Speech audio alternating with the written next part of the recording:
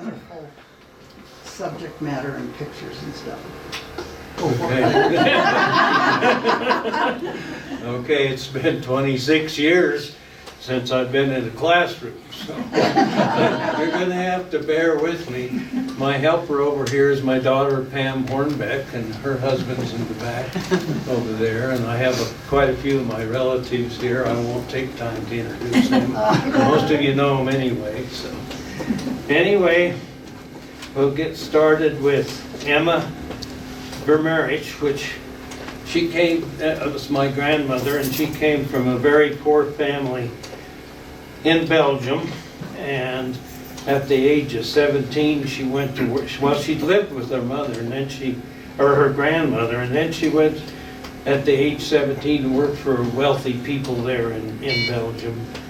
And she was out sitting in the yard with bobbins and thread making lace in the yard there, and this tall 6'6" man came along and kind of walked over to where she was sitting, and he took the lace that she was making and took it in his hands, and he said to her, he said, "You will never again have to make lace." And his name was Peter Verplanke. And they were married February 22nd, 1902. In late 1902, they began the 3.5-week trip back to the homestead that Peter had established up by encampment in Wyoming. They boarded a ship at the port on the North Sea and sailed to the United States. Mistake number one, sailing. So they boarded the ship, and Emma had issues as they traveled with seasickness and was nearly struck by a beam that had fallen because of a storm they went through, and it had knocked one of those beams down, and it just barely missed her by inches. So she had quite a trip. She was glad to finally be docked in New York City. They then traveled by rail to Chicago for a couple of days, and then on to St. Louis, where Peter visited Leo, his brother, in St. Louis for a short time. And on their way back to Wyoming, they ran into a young man who was 24 years old from Belgium, and his name was Leo Hillard. And guess what? That was to become my grandpa, the other grandpa.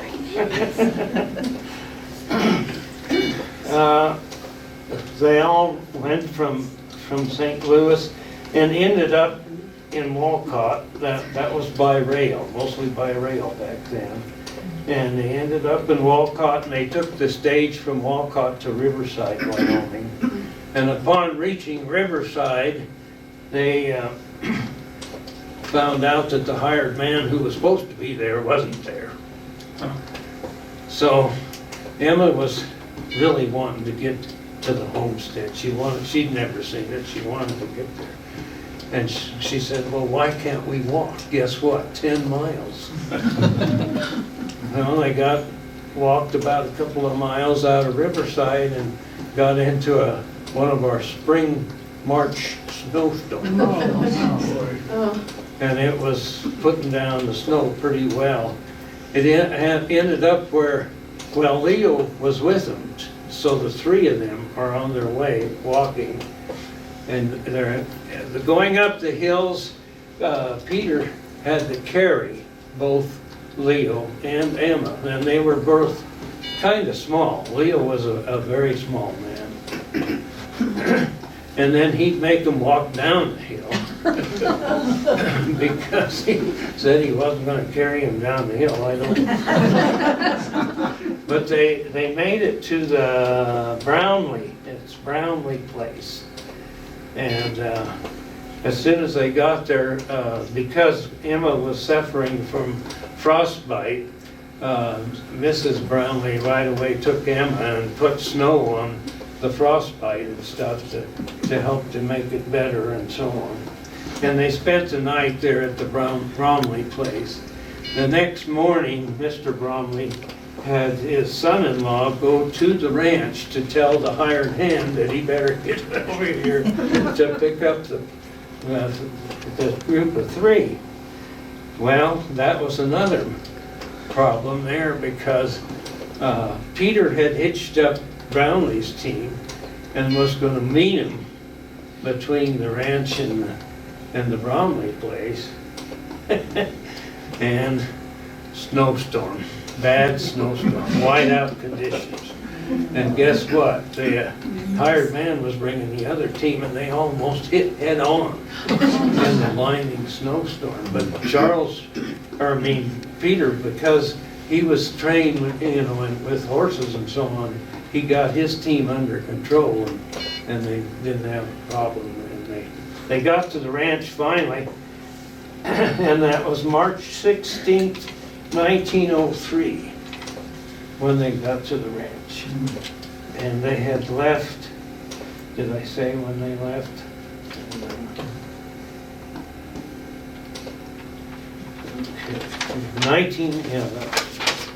Anyway, then we get to Leo, and Do you want the picture of Emma? no, yeah, now we're gonna go to, let's wait.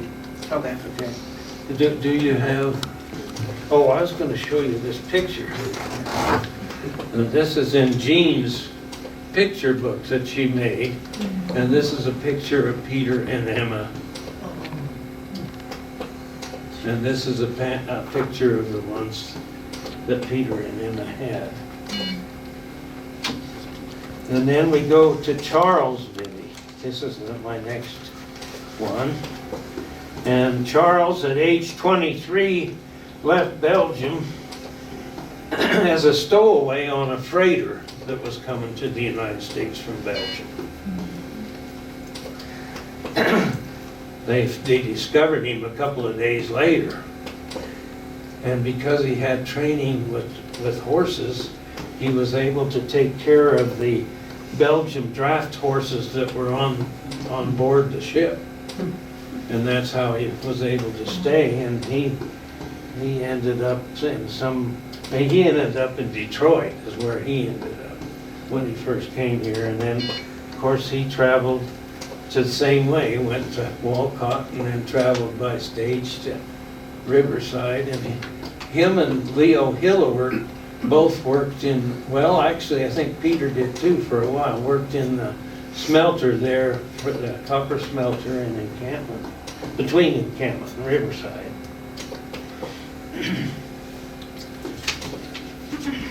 Okay. Charles eventually worked for the Vyveys, or for the Raplankis, and he drove a freighter with a 6-horse team, a freight wagon, and he delivered potatoes and grain to Walden, Colorado, and it took him 5 days round trip just to do that with a team of 6 horses and so on. Well, one day Peter was out getting his team ready because Emma was about ready to have Butch for Planky, and he was going to go get Mrs. Let's see what her name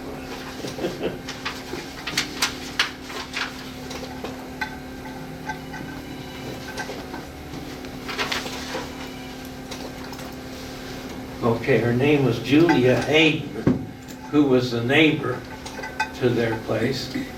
She would usually come and help in the delivery of Emma's babies. She ended up delivering 12 of them in her lifetime. So,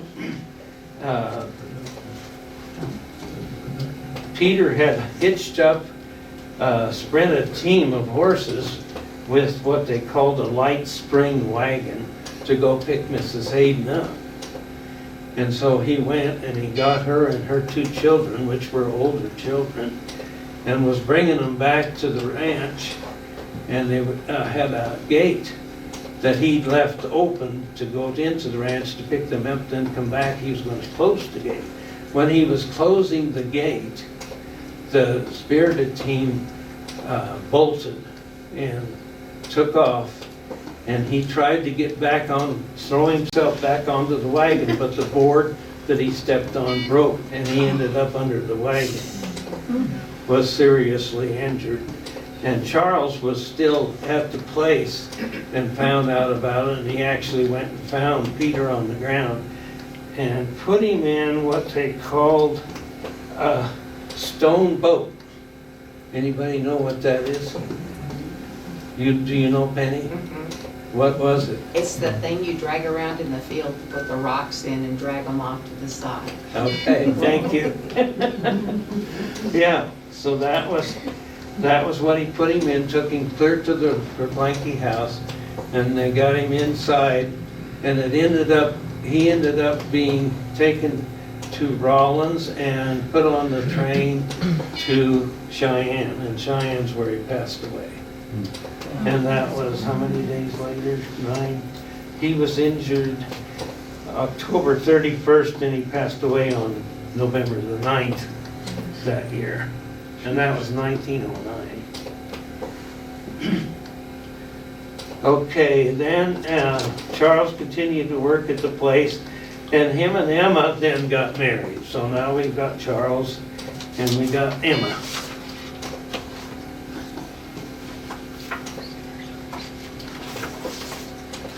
And that's their picture in Jean's book.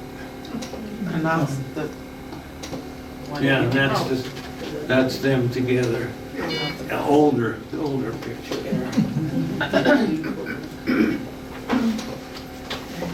Okay.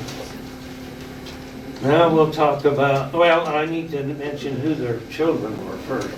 Peter and Emma's children were Helena, Alice, Sam, Butch, and Lily. And Lily passed away when she was 20 years old in Colorado. Charles and Emma's children were Carl, John, my dad, Albert, Renee, Grace, Vivian, and Fox. And Vivian passed away with pneumonia just before her first birthday. So now it's a family of 10. Okay. Leo, now we're going to go to my mom's side. Leo Hillever worked there, and he's the one that came from Belgium with them. And he worked at the smelter with Leo Verplanke, who had come from St. Louis to work in encampment too. Plus, I think Peter worked there too a little bit. But Leo Hillewer and Leo Verplanke bought places near Craig, Colorado, at Black Mountain, near the Colorado-Wyoming border. And that's where they lived for a while. Eventually, Leo Verplanke decided to go back to St. Louis, so he sold what homestead he had to Leo. So now Leo has a bigger place, and this is it. yeah, and this is their place, of course, winter time.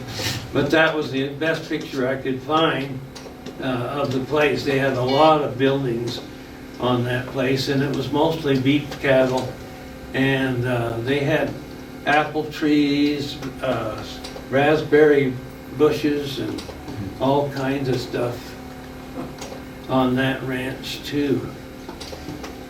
And Leo and Eliza was her name, and they got married in Belgium too later, after Leo had that property. And then of course they were married, and Eliza went with him to Craig, and their family consisted of Alfonso, Frank, Harry, my mother, Mary, and Johnny. Okay. with the two families being friends from Belgium, John and Mary started writing letters back and forth to each other. They'd get together for family picnics with the Vyveys and the Hillworks, and so they ended up getting married. And so now I'm going to go to John's younger year. Or no, I'm going to Mary's younger years first. So first of all, we want St. Gertrude's Academy in Boulder, Colorado. Okay.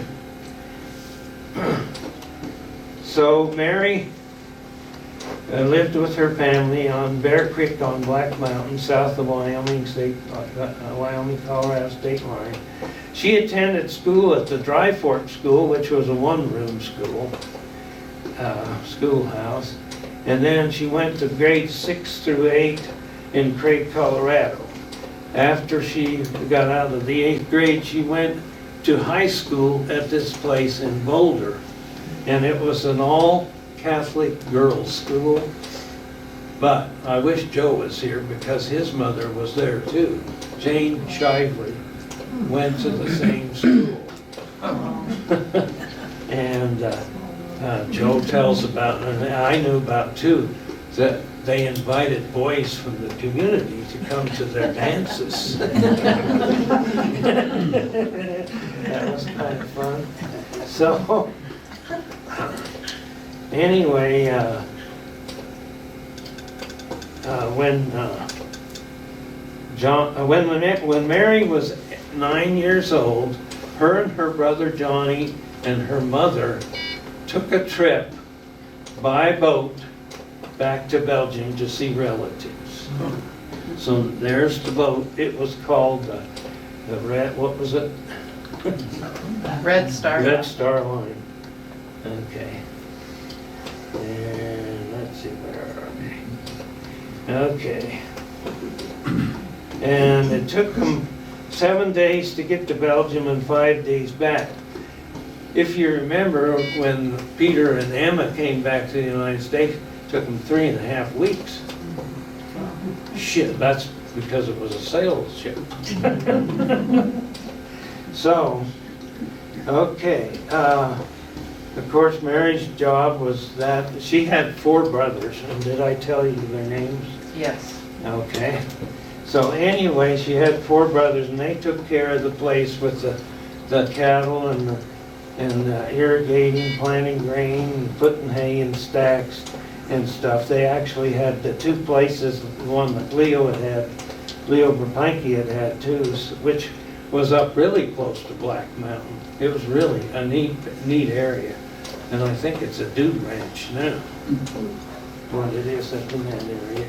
There's actually a county road that goes up from the Highway 13, I guess it is in Colorado, to the Black Mountain recreation area. So,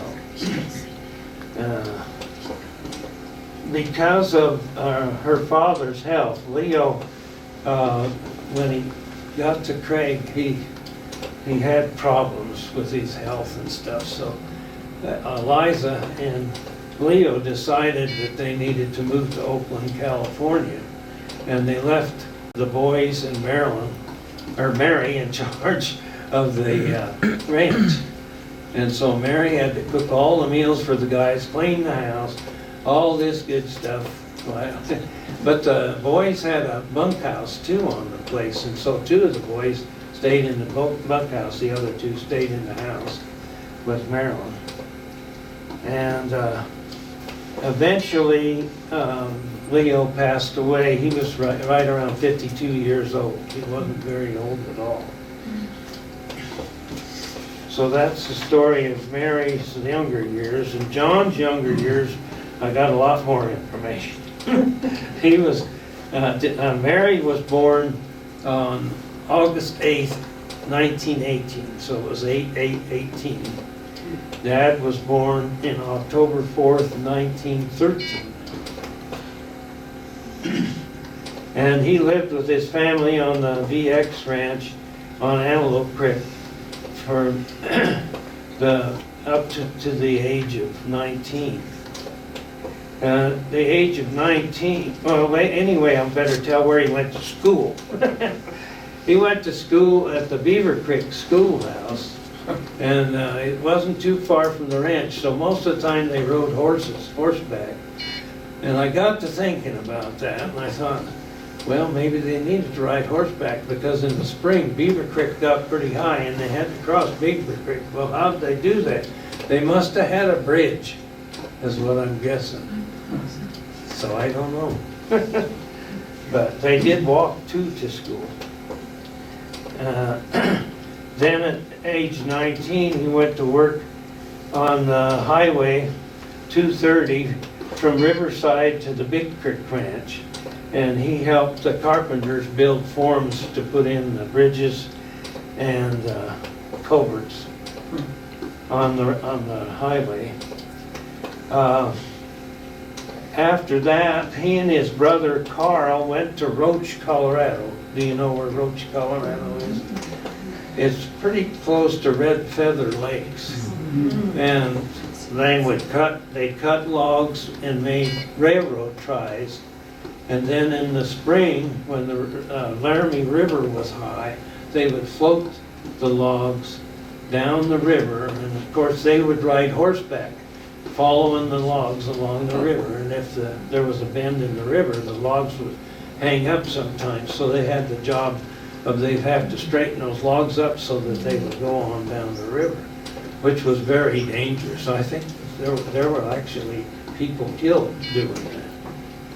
So, but they floated the logs clear to, what am I going to say? Woods Landing. Clear to Woods Landing.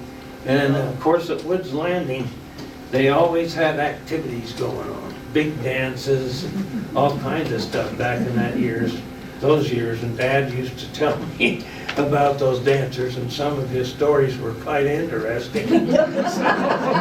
But anyway, that's what happened there. And then eventually the ties, of course, were trucked into Laramie and then loaded loaded wherever they were building the railroad. So, on May 10th, 1938, he married Mary Hillwork in Craig, Colorado, and then they went out to live on the Toothacre place, which is pretty close to the Vyvey Ranch. And right now, Monroe, Cheryl. yeah, what? Cheryl Monroe. Yeah, Marilyn Monroe. Oh, make it laugh. You know where your brain. You know where you're from. Cheryl Monroe lives there now. Okay, there it is. Yeah, so, okay. Now, did we get the wedding? Yes. Okay.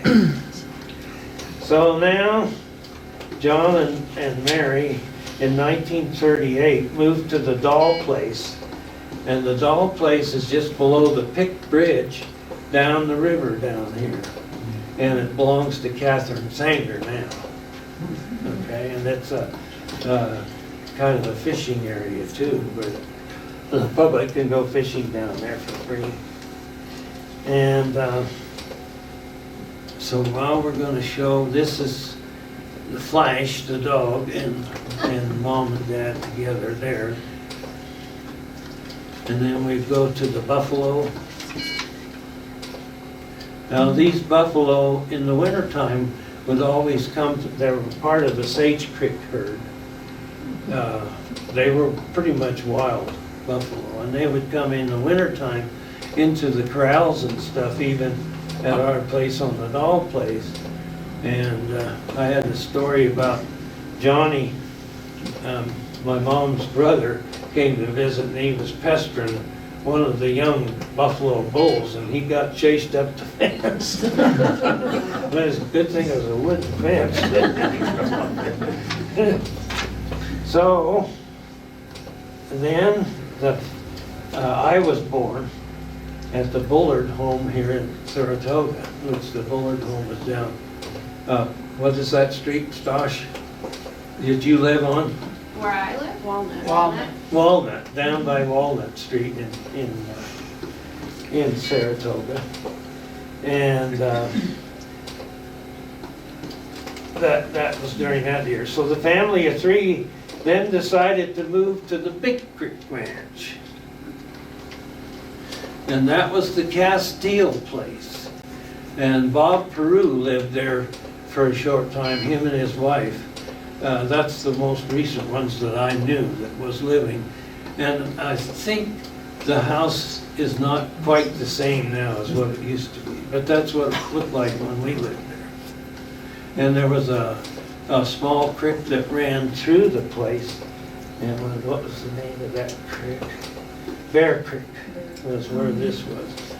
And Bear Creek, of course, emptied into the other creek, the bigger creek, and went to the river. Okay, on the Big Creek Ranch, Dad had also worked there for a few years when he was younger, and worked in quite a few ranches in this whole area. Even Shively's at that time had a place that he worked at, and Fred Potter, yeah, he worked for them. But anyway, then we moved to, we went to Big Creek Ranch, and there John irrigated, cowboyed, and he helped with the haying, and he was a government trapper in the winter and trapped coyotes. And I guess they were plenty of those. And I think he got like $5–10 a pelt for the coyote pelts. Okay, so then we moved to the Elroy place. And this is exactly the house that we lived in. You could see the pump outside by the well, and it's right here. And the things that I remember about that place was they had a granary. And every time you opened up that granary door, you better be careful, because the mice were going up the walls. It was horrible. Anyway, on his way to back home from town, it was the end of deer hunting season, and Dad saw this big buck alongside of the county road, and so he shot him and he loaded him into his Chevy coupe trunk, which I stuffed him in there. And when I gutted him out, stuffed him in there, and he took him home, and of course put him in the shed. And the next morning, you know, he froze when he was in the shed. So Dad pulled that deer out of the shed, and look how big he is. And there's Larry riding that buck deer out of there. And yeah, that actually, the picture's a lot better. This is one of those box cameras, you know, way back when. So the actual picture is a lot clearer than that. This one has all the snow and stuff in it.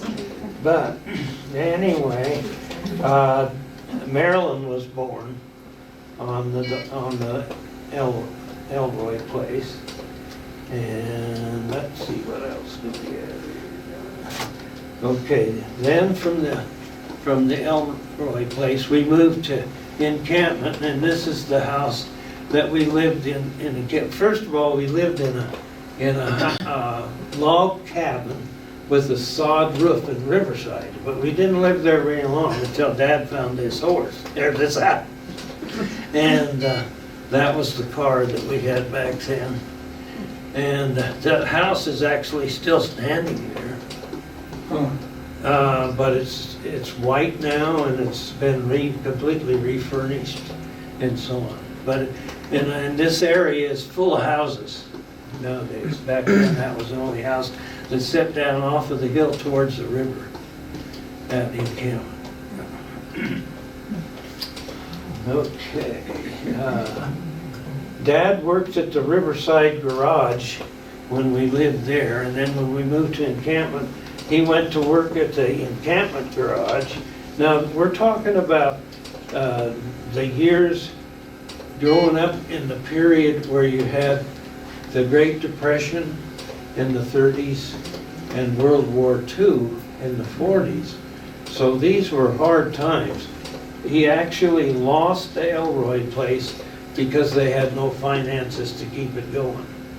So they gave it to Charlie Vyvey, and then eventually it went to the Romases, right? Romas, does Bill still have that place? Yeah. So, anyway. And Romases were a part of the Verplanke clan too, because, what was it, Alice was a Romas. Before, yeah. Okay. Now, let's see. So he's working at encampment, and then he also worked for Vern Phillips in they were logging ties up by Hog Park and over on French Creek for the railroad back in those days too. And then they floated those ties. The ones from Hog Park were floated down the Encampment River, clear to Fort Steele. Yeah, so at this time of the year, you know, June or whatever, you'd see ties going through town here. Like, we used to have ice jams go through town, but the last one I remember it was about 10, 12 years ago. Okay. When they was in the encampment, I went to first and second grades there at the encampment grade school. And my teacher was Mrs. Oldman, and Mrs. Oldman was quite influential in the encampment museum and in history too. And she was my teacher in first grade, and she had me sing at the Opera House. I heard the bells on Christmas Day all by myself. And turn around, then when we went out to the family socials that they had out at Beaver Creek, I got to sing White Christmas out there. But as I got older, my voice changed. I quit singing.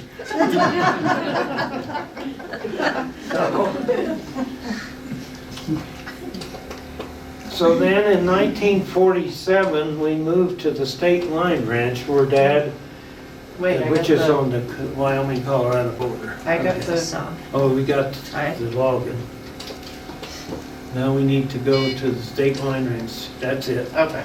Okay, this is the house we lived on. The big house is over here to the left. That's where Harry Hunter, the owner, lived. And then, let's see. It's right on Highway 230, right at Vyvey. That's where it's at. And the house that we lived in is no longer there. And all the haying that we did on that, well, actually, it had 4,000 acres. It was a big ranch. And eventually, I think it ended up with Gates Rubber, just like the Avar A and the State Line Ranch did. So, but, let's see.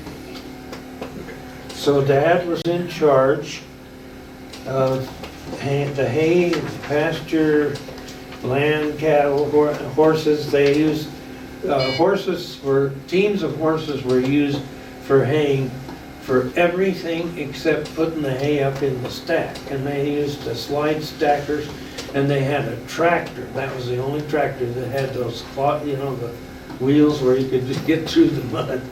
And anyway, they pushed the hay up with the stacker, which you see over here on the side here. And let's see, they had, I should have, okay.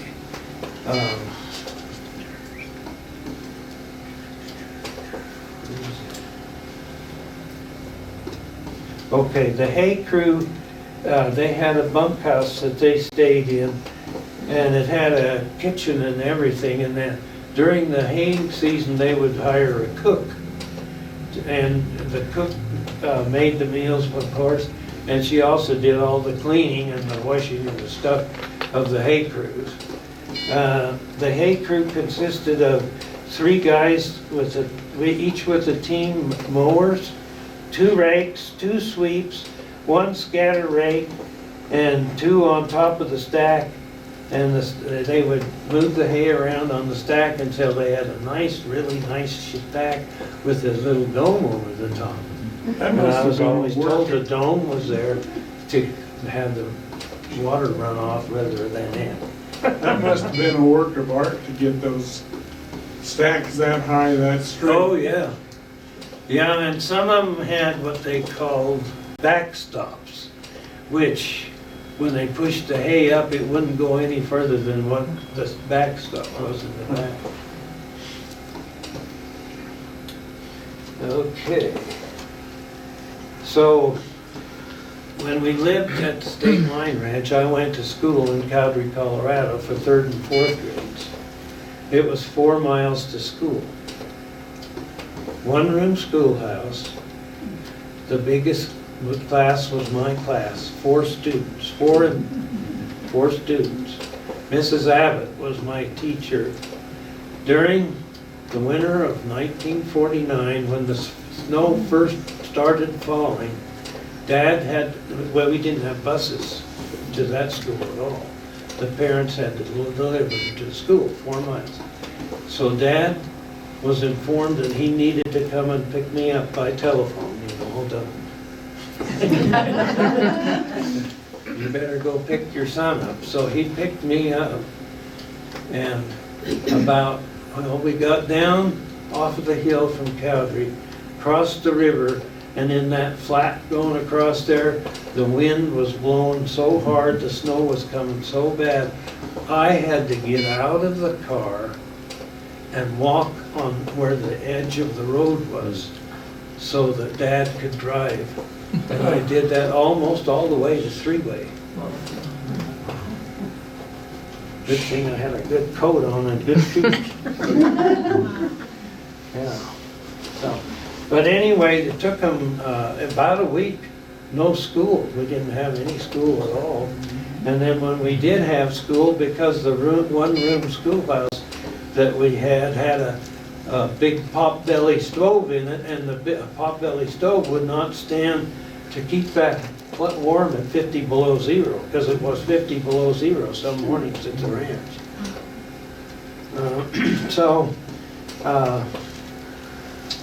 I'll have to tell you a story. We had in that school, this was before the winter, in that school we had Santa Claus visit our Christmas program. Santa Claus was late. And we wondered, why in the world is he late? He's late. So pretty soon through that front door, here comes Santa Claus with Mrs. Santa Claus behind him holding a bushel basket back over his rear because he had split his pants. I'll never forget that.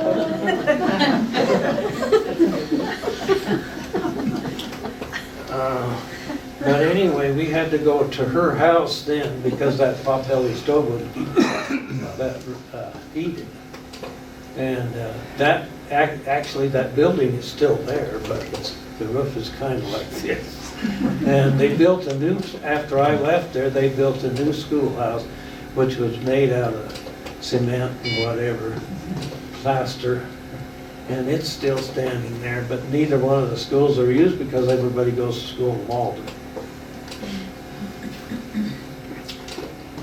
So then, well, actually, I didn't tell you about Mrs. Abbott. She actually taught the 1st through the 3rd graders, while her son and another student who were 7th graders taught us 4th graders. But she had plans for them because they had to do their schoolwork too, plus they had to help us with our schoolwork. And it worked out. It really did work out good. So after the winter of 1949, oh, I have to tell you about the Vyvey Ranch. They used to always get together on Sunday, every Sunday, and have a meal, and the kids would all get out play around. We drowned out gophers. We did all kinds of stuff. And we did that every Sunday up until the winter of 1949, and we couldn't get there. So now, after we moved back into encampment, they quit doing that. I wish they could do it some more, but it doesn't happen. So from the State Line Ranch, we moved to the Wolford place. Okay, and this is a picture of the house with Marilyn standing right over there. You can barely see her. Now, again, we're still got the box camera. Okay, this is where John started milking cows, was at the Wolford place, because Adrian Wolford and his son Ronald had milked cows for quite a while, and Ronald had his place over on Beaver Creek, and so Adrian leased that one place to Dad. Actually, there were two barns that were about the same size. Well, they were the same shape, built by the same person, probably. One barn is where we lived, and the other barn was where Carl and Evelyn and Ted lived. And Ted and I used to have fun out with the gophers too. I was driving, when I was 5 years old, I was out driving an old Model T that they had cut down and made into a vehicle that you could drag a scatter rake behind.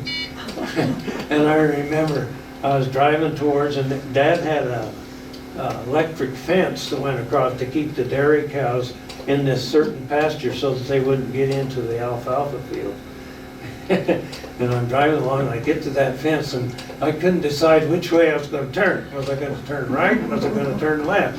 And I went straight through the fence. Marilyn was riding Jigs, her dog, across a 2x12 plank across one of the ditches that we had, and it was full of water. It was a pretty good sized ditch, maybe 5. So, and she was riding Jigs across there, and he jumped into the water with her when she was 5 years old. And that water was deep, and I saw it, and I jumped right into the water and grabbed her and threw her up on the bank. Because I don't think she would have survived in there. It was deep enough. And she didn't know how, of course, to swim. We never did learn how to swim until we were older. Okay.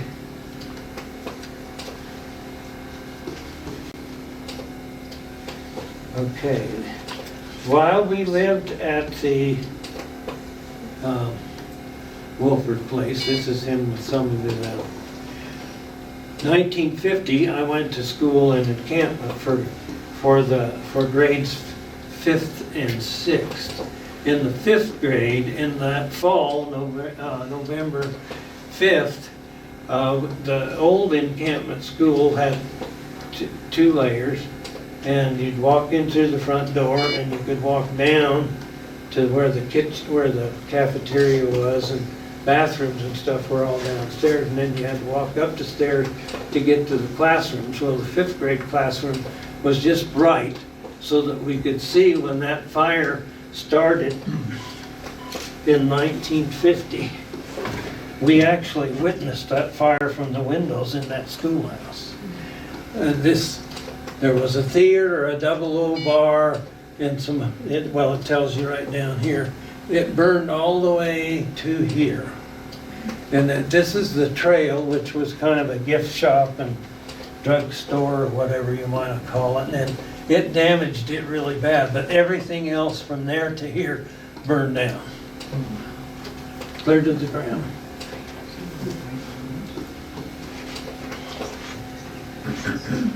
Okay. What else do we have, Pam? We're to the Kendall place. All right. So the Kendall place is where we moved next. Go ahead and put it. I don't know. Okay, this is the article that was in the Saratoga Sun. about Dad operating a place at the former Kendall Ranch.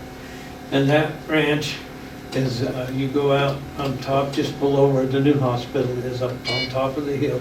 Turn to the right, take that road all the way around, where there's an entrance that goes into the Big Creek Now Ranch. And then you keep going until you hit that next curve, and that's where the house still stands. We lived in. And Dad built the barn. So this is then, and this is what it looks like right now. And I took this picture a week and a half ago. And then go to your barn. And this is the barn that Dad built for dairy. And actually Curbs own this land now. It was sold to Charlie Gould, not Charlie Gould,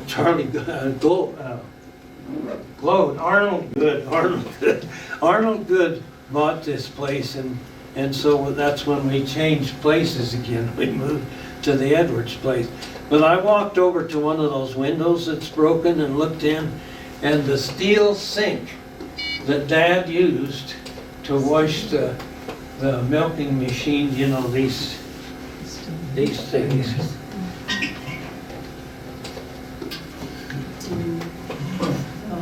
As it was the bottom part of a milking machine, and the machine sat up on top with 4 cups to put on the cow's udder, and it was milked into there, and then you took that off and took this and dumped it into the cream cans.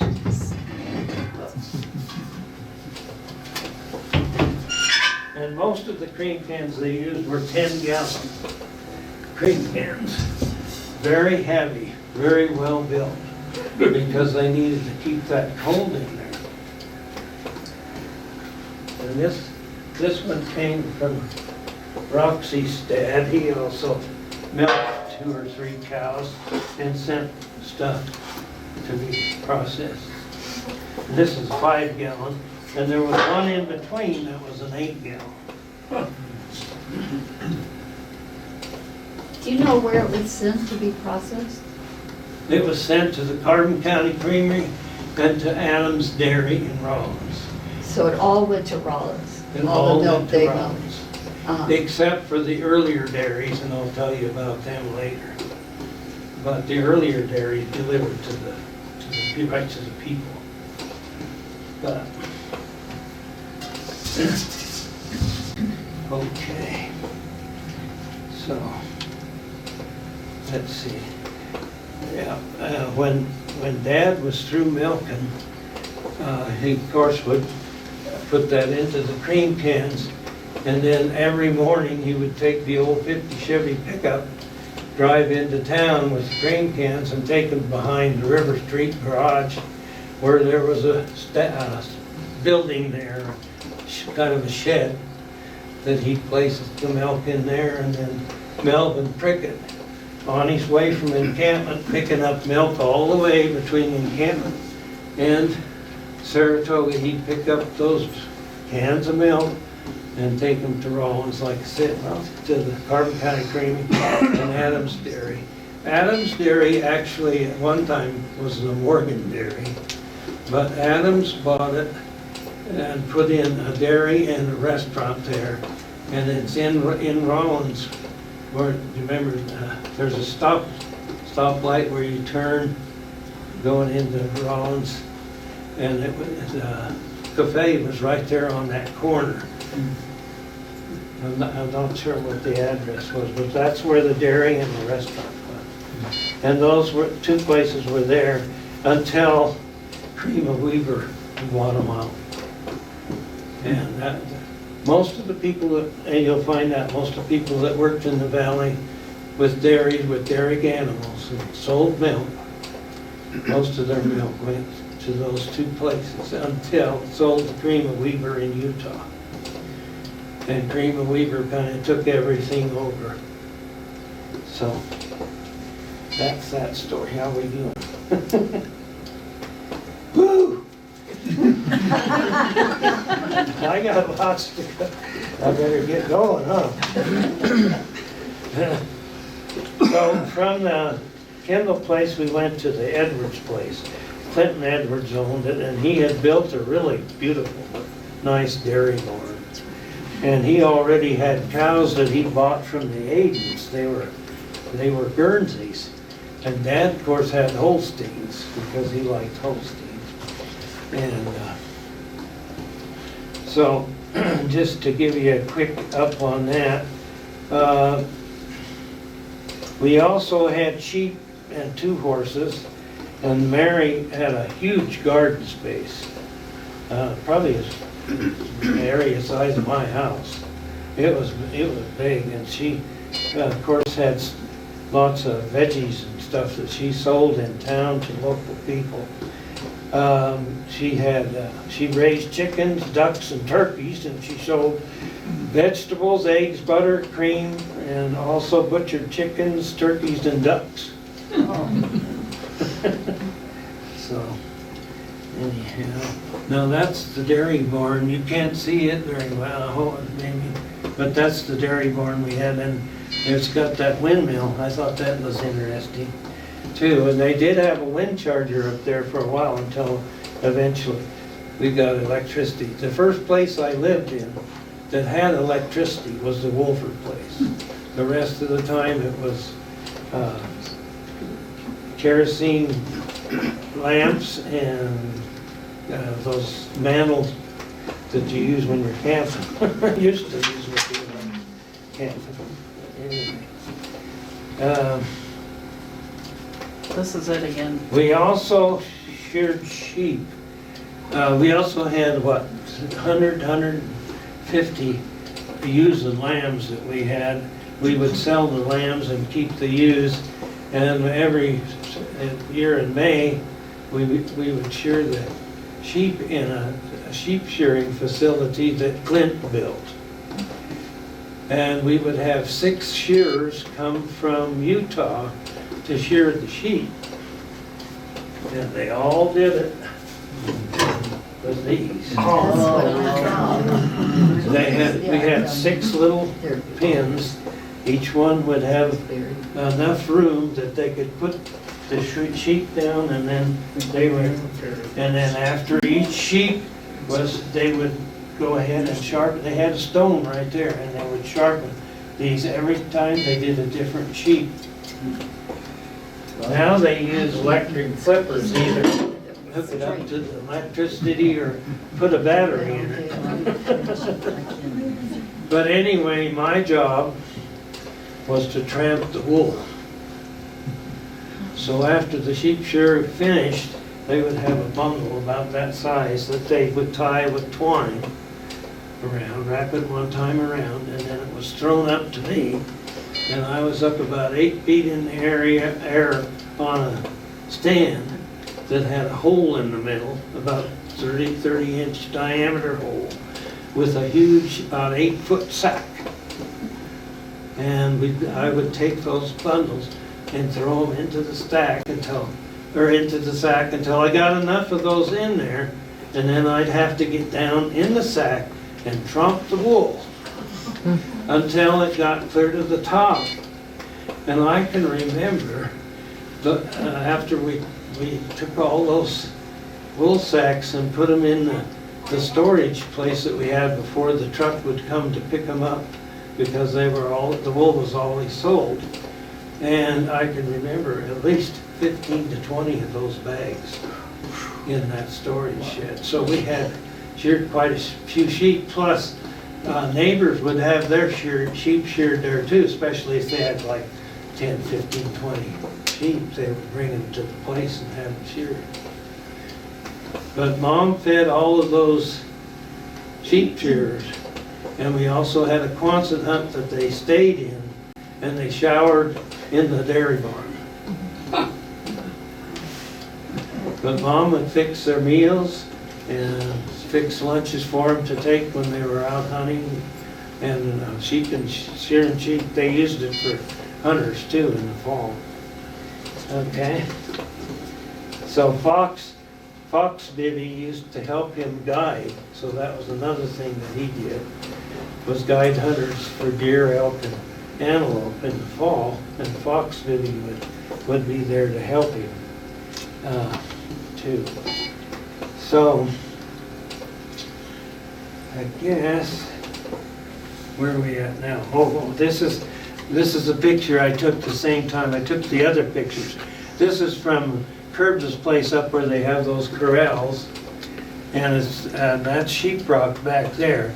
But this was where we sheared the sheep, was here, and this was the barn where I learned how to play basketball in the loft, and then that was the house that we lived in, and that was where we used to store the wool.